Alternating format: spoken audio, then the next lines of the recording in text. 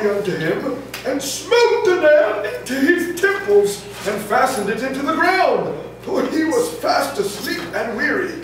So he died. He started without me. I said 6, but, well... Well, I'm Preston, your RA, as you know.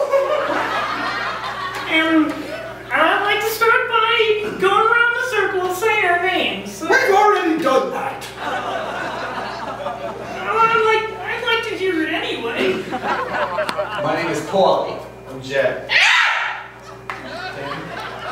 Robert! Josh. Jed. How about our favorite ice cream?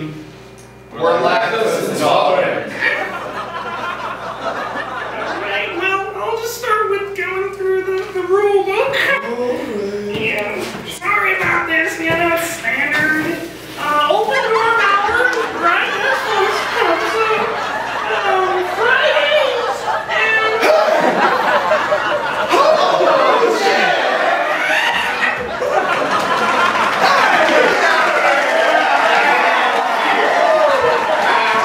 Preston, now there's a character. He is the character that really changed the face of, I'm just gonna say it, of television. He was able to make contact with the audience, which has never been done before. A big no-no, as we say in show business. This is why we took off as we did, from local television to national television, to international television, to worldwide television, to global television, to Japanese television. I was truly blessed to have the opportunity to play such a role. We filmed this short pilot of sorts for a new concept of a sitcom, and decided to enter it into the MAC movie competition at Covenant College. And little did we know it would absolutely blossom into a full career for all of us. Since then, we have successfully filmed and released 5 seasons of H.A.L.M.A.T.E.S, each with 14 episodes each, and the world seems to be eating it up. Little blueberry cobbler of sorts. I've always admired Wes and his work. He's one of the greats in the industry. And just jumped at the chance, kind of had coffee, I guess, and we just realized our ideas were moving in similar. See, none of that is true. I use them for the money. Well, it all started, I guess, probably back in 2008. I was in San Francisco and kind of ran into Spielberg, actually, and we just kind of were talking about the state of cinema and broader in television in the States, and just how abysmal the subject matter and just what it would take to elevate where we are and bring it to a higher plane. And that was the genesis of H.A.L.M.A.T.E.S, really. H.A.L.M.A.T.E.S was so out of the box that it encompassed the box in a circle. See, H.A.L.M.A.T.E.S was the sphere in which the original box was held. It resonated with people. And we saw that not only could this short be successful, but that indeed what we had hoped from the beginning, we could make the transfer to sitcom and begin revolutionizing a genre. Mr. Crenshaw, quite a role, let me tell you that. I've never actually played a 55-year-old DC on a hall at Covenant College. How would I be feeling, and what sort of internal processes would be going on for me? Of course, that's on the deepest level. Then on a physical level, and in terms of vocal patterns, of course, he's not British. And that required a lot of intense vocal training. For instance, I would go into my room, I'd shut the door, and I'd begin yelling at the top of my lungs, you know, yelling things like just complete nonsensical tones. I'm trying different sort of approaches with the texture in my larynx. I'm going for sort of the you know, going internal like I'm underwater. And then I go in and I take this transcribed piece of paper and it has just random letters, like random assortments of letters, and I look at it and I just start trying to make out what types of sounds might come of it.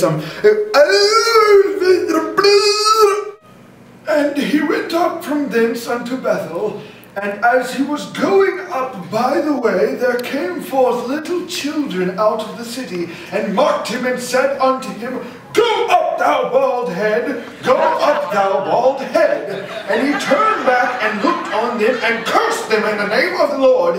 And there came forth 2 she-bears out of the wood, and tare 42 children.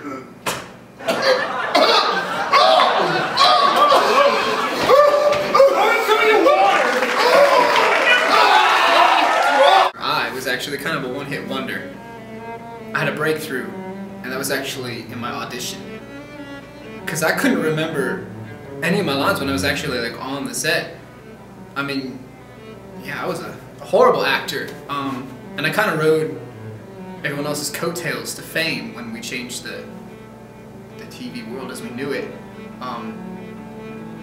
So no one really knows what my character was because he never got his lines right. Like, even in the final production, he just kind of... But, yeah, I made so much money off the royalties, I just kind of took up miming. Because, I mean, I didn't really have to say anything for that. You just forget your lines. But, yeah, so that's why I'm here. Coattails. Come on, man. I'm a cool RA. We'll hang out. Let's go golfing. Ah, hey, Shane. Come on, hang out with me, please, man. Man, I'd love to go hit golf balls off Sunset Rock, but Dad, Okay, this is ridiculous. I can't act a multi-person. Someone need to bring it down. Come back when you get your lines ready. Jerry was very difficult to work with. Jerry? I don't know the name.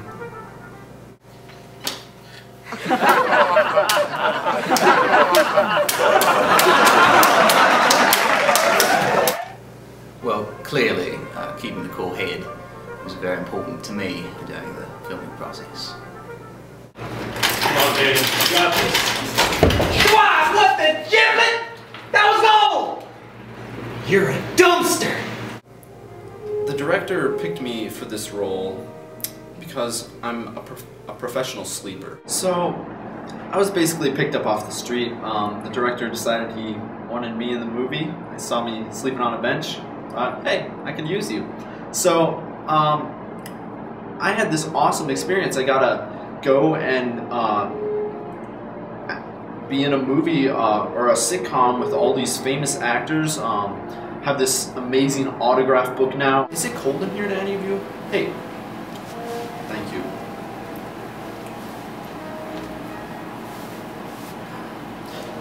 Much better.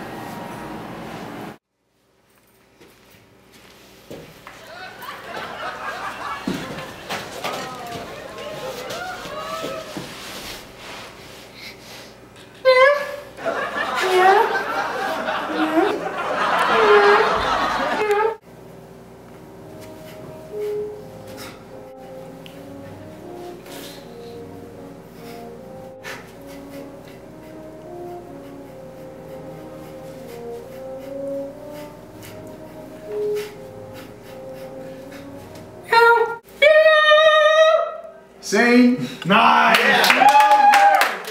Marry me, Homo Jim! Past projects with Leroy, I worked with him on Titanic 2. It's a TV show. It's a British drama where he was a poor coal boy shoveling coal into the Titanic, which this time did not sink because it was a miniature. I mean, it's absolutely amazing to go from you know, entering a film in a very subtle venue, if you will, and then getting such an amazing response, you know, sweeping the entire competition, and then from there, I mean, it's like my phone's ringing off the hook every day. I'm getting the we'd love for you to come do a toothpaste commercial. Lovely wenches, right? Yeah, I don't even know what a wench is, but I just say that because he wants me to. When we won MAC movie, I flipped out. I told you. Woo! It was insane. Stop it. And thank you to Professor Kirby for the acting tips. So, lots of questions from you, but let me ask you a question. What would you say if I told you I had an invisible ventriloquist dummy sitting on my knee right now and I could... Oh, hello! I could just make him talk! Oh, what's that you say? Oh, I love interviews, they're so much fun! Oh, you're a silly bugger. If this was, I dare say, my best friend in the world, what would you say to that? Oh,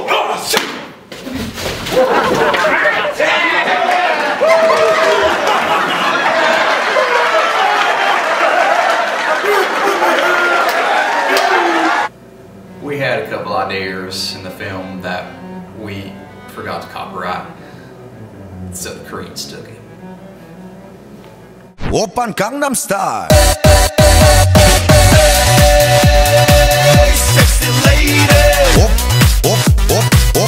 Oppan Gangnam Style. Sexy lady. Oppan Gangnam Style. No comment.